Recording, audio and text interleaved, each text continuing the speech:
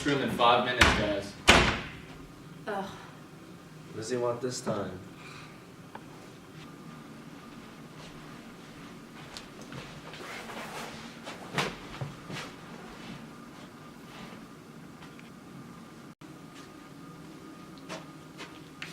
Make America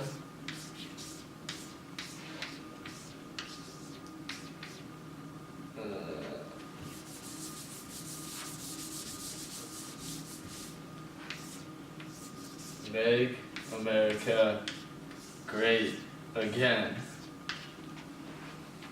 Beautiful. Beautiful. I had this idea, it's going to be huge. It's the best idea anyone's ever had. Trust me. I have a plan for education.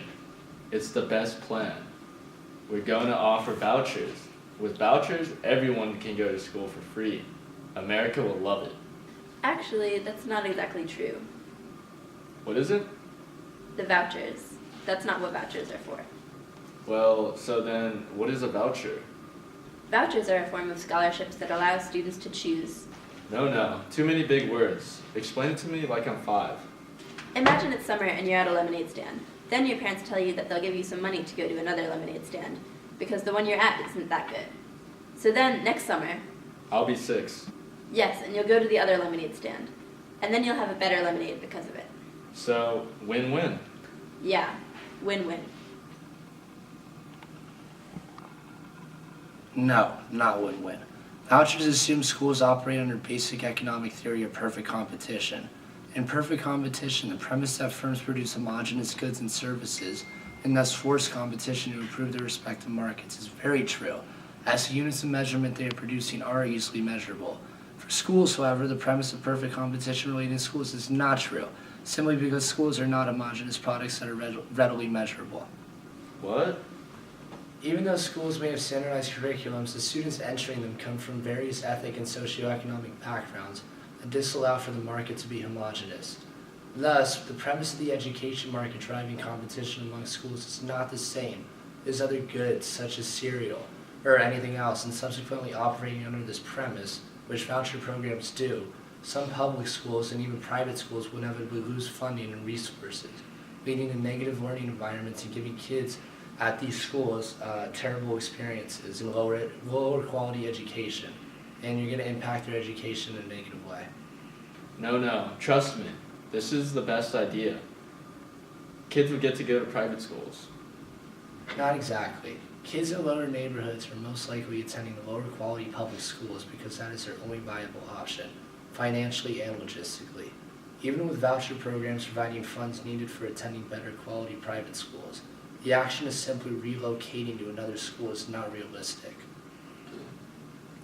Oftentimes, parents in lower income areas work multiple jobs to make ends meet, which may include working early morning hours and thus relying on public transportation to take their kids to school. Or their parents might simply rely on their kid walking to school on their own. The good private institutions that the voucher programs may open access to will be irrelevant if students can't access them if they don't have a means of getting to and from there. Alternative facts. The prospect of moving, which may be a viable option for higher income parents, is simply out of the question for families needing vouchers. Students who would theoretically benefit from the voucher programs have no other option but to stay in the public schools that they're already in. And if voucher programs are indeed implemented, that will directly result in funding being extracted from public schools, and that would severely hurt the school market. Whatever. The vouchers will be good for the public schools. It'll bring them millions. Betsy told me about the public schools. Trust me, I know all about them. Vouchers will be good for them. Public schools lose severely, thus hurting kids in these schools and leaving them with very little options. The voucher programs are inevitably going to take funding out, which will lead to fewer resources for the kids in those schools. That means lower quality teaching methods, lower quality teachers, lower quality resources, facilities, etc. Well, this is America. And in America, people should be able to decide where they want their children to go to school. Mr. Trump, the problem with this is that school choice policies are predicated on the assumption that parents have enough information to make an informed decision on where to send their children. Oftentimes they don't. And if they don't have an informed decision, then they're just going to make terrible choices on their own, and they're better off in the public schools that they're already in. And if there's money being extracted from public schools, then that's just going to lead to lower quality teaching and everything that we mentioned earlier. It'll be good for children. And I know the children trust me. I have like 20 of them. But again, Mr. Trump, the problem with this is that student discrimination may occur. And this assumes that students will operate at their best in new school environments, when this is often not the case. Students at different socioeconomic statuses and backgrounds will not mingle with different types of kids. You are fake news. Get out of here.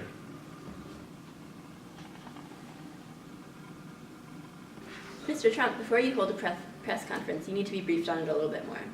Before the Civil Rights era, the biggest challenges facing Americans on education were not actually the quality of education, but rather what values the education was instilling. Blah, blah, blah. I'm bored. Why are we still talking about this? Proponents of school choice believe that they should be able to send their children to schools that reinforce their values. Usually this is religious values. Before the 60s, public schools had strong evangelical overtones, and even included discriminatory passages in textbooks about Catholics and other minority groups. Catholics demanded schools that educated children based on their own religious beliefs. Leaders of the movement at this time didn't want secular schools. They still wanted religion in schools, but they wanted religious schools that reinforced their own values and religious beliefs.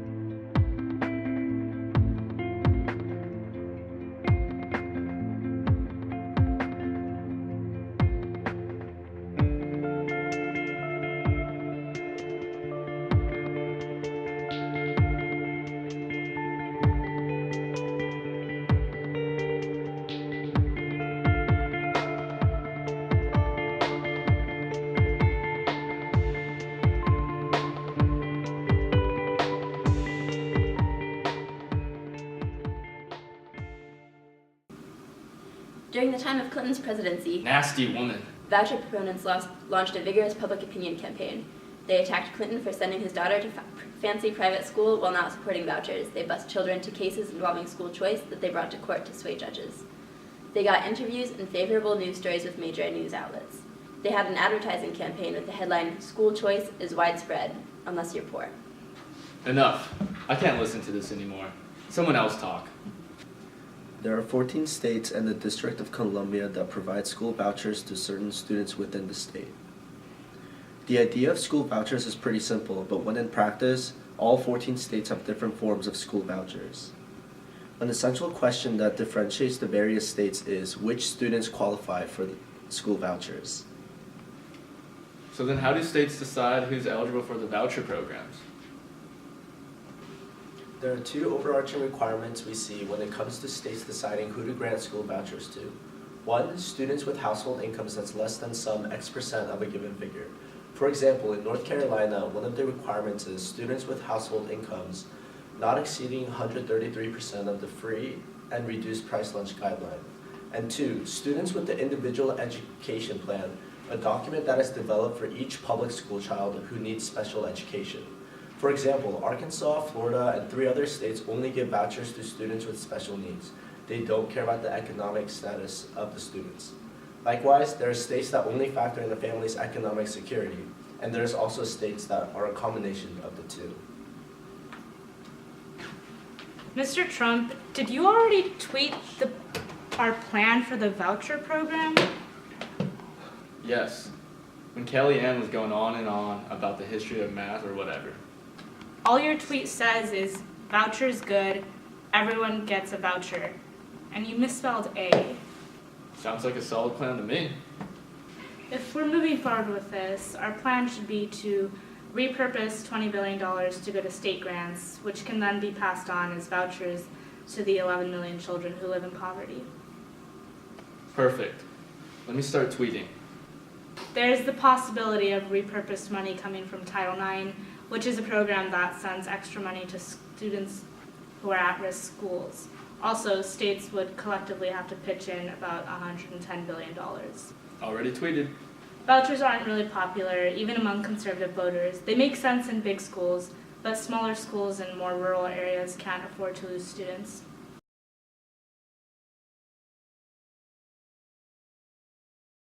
Does this chalk make my hands look bigger?